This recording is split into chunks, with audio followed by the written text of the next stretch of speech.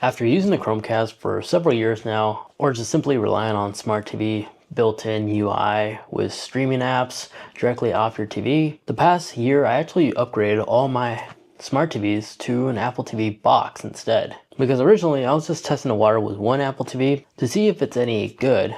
And this was when I realized the Apple TV is more than just a streaming box, as it has multiple abilities, unique tools that a Chromecast or even your native smart TV UI lacks, as it's honestly the complete streaming device as well as the smart home hub. So here is my explanation why I switched to the Apple TV on all my smart TVs and how it transformed my viewing streaming experience, and why you may consider doing the same. And of course, timestamps and everything will be in the description down below for your pleasure. So let's go ahead and start off with the overall performance. It's much faster than any expensive smart TV like my LG that I have that cost me $2,000. And then the UI overall is much easier and cleaner to use than most native ones from TV manufacturers. The animation is smooth, everything's easy to get to, and you have access to a third-party app store. And then since it's Apple, obviously most developers will put in their apps on the Apple TV than they would on like a Sony TV. And then a much more affordable alternative would be to just plug in a Chromecast, but even the Chromecast was pretty sluggish, didn't really present a nice UI, and I was always bombarded with ads. I really didn't enjoy that. So after my positive experience with my first Apple TV, I swapped all my televisions with an Apple TV, and the differences was a night and day experience. You see, the current Apple TV does have a Bionic A15 chipset that's found on an iPhone Pro, and thanks to the chipset performance, it makes the whole experience buttery smooth,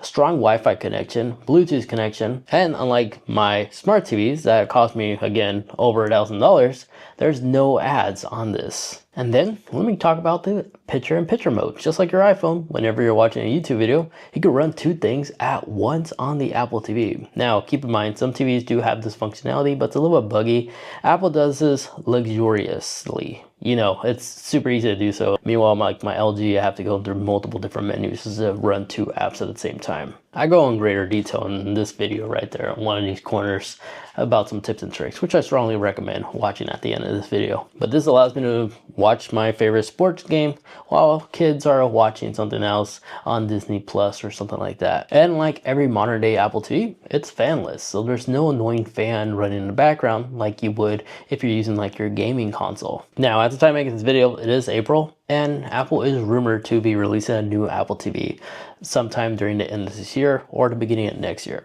If you hold off a bit, maybe it might be worth it. But if we take a closer look at what some of these rumors are saying, what we are expected to get is an improved Wi-Fi and Bluetooth, but for my personal experience, my household has Wi-Fi 6E. The current Apple TV 4K 3rd generation actually has Wi-Fi 6. And to me, it's more than enough for modern day load speeds as well as download speeds. And the rumors also has it that there's not going to be an overall redesign of the Apple TV box, maybe slightly thinner, but this familiar design that we are familiar with looks like it's going to be carry on even the newer generation Apple TV. But it will have the latest Bluetooth 5.3, so if you like to pair your console controllers on this and you notice like a delay if you are a competitive gamer, maybe it's something you may want to consider. But what will change is the chipset, as this next generation Apple TV is rumored to have an A17 Bionic Pro chip, which is the same chipset that iPhones that can support Apple Intelligence are capable of running, which hence the fact that Apple Intelligence may be likely to be supported on the newer generation Apple TV. So maybe that is something to keep in mind. But currently, the current Apple TV has a lot of amazing software functionality. It's packed with a lot of useful features and software that would just basically elevate your experience on any stream box. As you can take FaceTime calls on the big TV, so if you have like a large group gathering, you like to capture everybody and see them on the big screen, you could just use your iPhone or iPad as the camera and use your large screen TV to speak with that individual, which supports SharePlay, which allows you to continue that FaceTime call while watching your media as if you're right next to each other. So long as you both have the same streaming platform you like to use SharePlay with, That's the only subscription there is, as this is all included with the hardware itself. Now real quick, if you take 2 seconds to hit that like button and like, that'll be truly appreciated, as this channel is primarily just powered by you guys, the viewers, which is why you don't see integrated brands that takes up like a minute or two of your time about a VPN or a food subscription or other nonsense. So by hitting the like button and like, continue supporting the channel and eliminate sales brand. Thank you to those that hit that like button and like. Let's carry on. And then a thing that I enjoy the most about the Apple TV is the stunning good looking screensavers that it has. Everything from Snoopy to some gorgeous Earth elements just playing in the background. This gives your living room environment or bedroom just a nice, elegant touch, even when the TV is just on idle. And don't forget, since this is an Apple product after all, if you have other Apple products around your household, they can communicate with your Apple TV, including your smart locks and such. So if you have a pair of AirPod Pros or AirPods in general, and you put these on, you can stream the audio from the Apple TV to the AirPods. This way you don't disturb your spouse when you're about to get ready to go to bed, as it just effortlessly just connects, and you can still utilize spatial audio just like you could on your iPhone. And the control center is much easier to access than it is on your television, where you can simply just start like a bedtime timer from 15 to 30 an hour for the TV to automatically turn off. And yes, it does continue to have Bluetooth support for third-party headphones, so if you don't have like native first-party AirPods, you can always connect something like Sony's onto these things, as you would be able to connect like a third-party Xbox or PlayStation or even Nintendo Switch controller. Now out of box, it does give you a nice solid feeling controller, and it has some interesting features. You see, losing a controller, I'm sure we all have done that. There's a fun little tracker built into this, so you can use your phone, your iPhone, to help locate it. But let's say, for example, you just don't feel like using the remote or getting out of the couch and actually reach and grab it. Well, if you have your iPhone nearby or an iPad,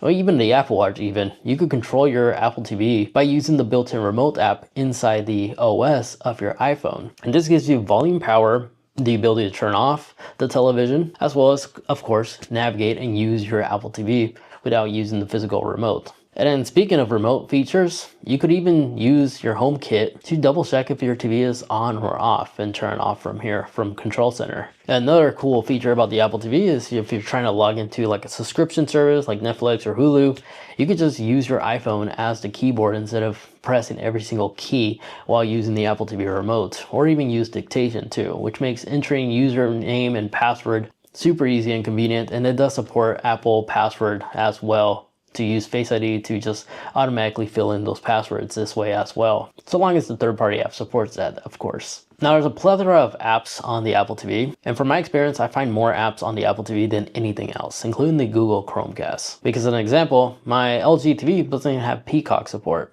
It's something to do with some weird agreement with LG, but thanks to the Apple TV, it's here. Then in addition to that, you could download a VPN directly from the App Store. So you can spoof your location and have access to other shows or movies that's being streamed elsewhere that may not be available in your current region. And then when it comes down to audio as well as visual quality, well, look no further, as the Apple TV supports both HDR10 as well as Dolby Vision, which may enhance the viewing quality even if you're using this on an older TV, as this will primarily allow you to automatically tune your TV through its settings automatically with its built-in software, being able to deliver deeper colors and more contrast. And it's crazy that it performs all this utilizing your existing iPhone hardware to do quick color calibration. And then for sound, the Apple TV does support AirPlay. So if you have like a Sonos sound system already hooked up, or two HomePods, you can connect the Apple TV to those devices effortlessly, which will be able to deliver spatial audio sound qualities and full Dolby Atmos support, depending on the setting you select. This simplicity is super easy, so you don't have to be a true audiophile to actually have everything connected, as the Apple TV can figure it all out for you on your behalf to give you the best audio experience possible. And then if you like to mirror your device onto the big screen, a Mac computer, your iPhone, or an iPad, it's super easy as well, as you could just simply AirPlay it, which allows you to share content from your phone to the TV effortlessly. It's perfect for presentation as well as group gatherings to show people on the big screen instead of passing the phone around. And then when it comes to your smart home stuff, as I previously stated, this does have built-in HomeKit. So it acts like a HomeKit hub, which you can monitor your security cameras on the screen, know who's ringing your doorbell. You can ask Siri to turn off all your lights and such. You can even change the temperature on your thermos if you have a smart thermos, all off the Apple TV. So whenever I have a guest over at the front door, while I'm viewing my content, it will alert me right there on the top corner without fully distracting me from the content I'm watching. So my final thoughts, is the Apple TV worth it for 2025?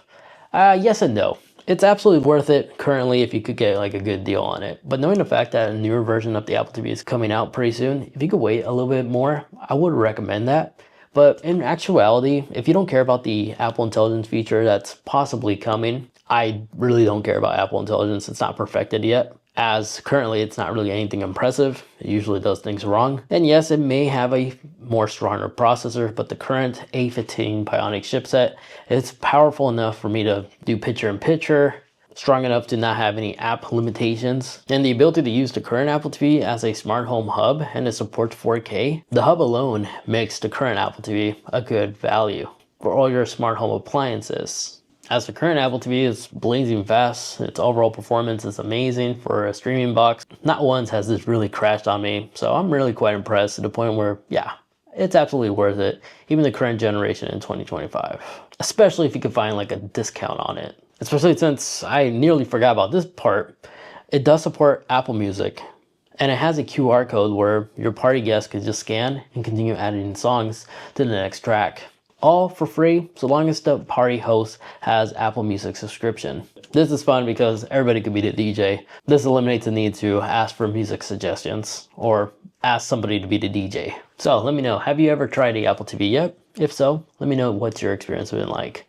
Is it positive, negative, or what other streaming device do you recommend? Let me know in the comments down below. If you're interested to see what other cool stuff the Apple TV can offer, here's that tips and tricks video over there where I show you a lot of nifty additional stuff that the Apple TV can accomplish. Thank you so much for watching.